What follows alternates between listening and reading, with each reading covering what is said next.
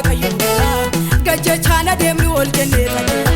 har'a duwwaa miti bordara benkenya bordara benkenya bordara benkenya bordara benkenya bordara benkenya bordara benkenya bordara benkenya darbine mirga baatenya darbine mirga baatenya darbine mirga baatenya darbine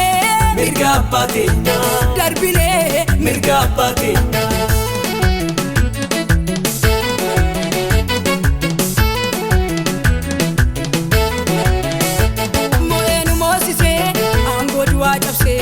Yesus infarfana isanu dabarse mo'enu mosise angodu achapse Yesus infarfana isanu dabarse Yesus malenjiru furmani wamara inni kenya kuni isanu hojjetama waan hunduma gochuu waaqayyoon danda'a warra saamana tan kakuu biraan ga'a eeyyee kakuu biraan ga'a marree kakuu biraan ga'a eeyyee kakuu biraan ga'a mare kakubiranga abdin kenya yesusida yesusida yesusida abdin kenya yesusida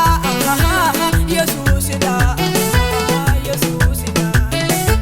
balbala chufame arkasatin bani furtu duwa nafse dirina nufkini wazani farfana warri kasatane dukana nu marsetu nurragodane balbala chufame arkasatin bani furtu duwa nafse dirina nufkini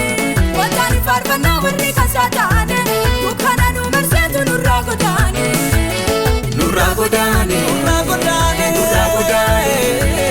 nurragodane nurragodane nurragodane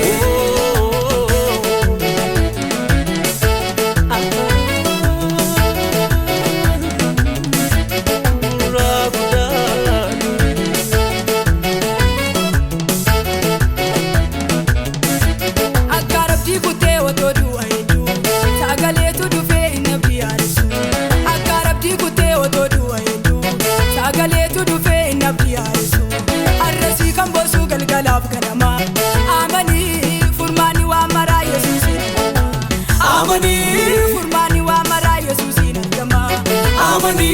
furmani wa mara Yesusin gama amani furmani wa mara Yesusin gama amani furmani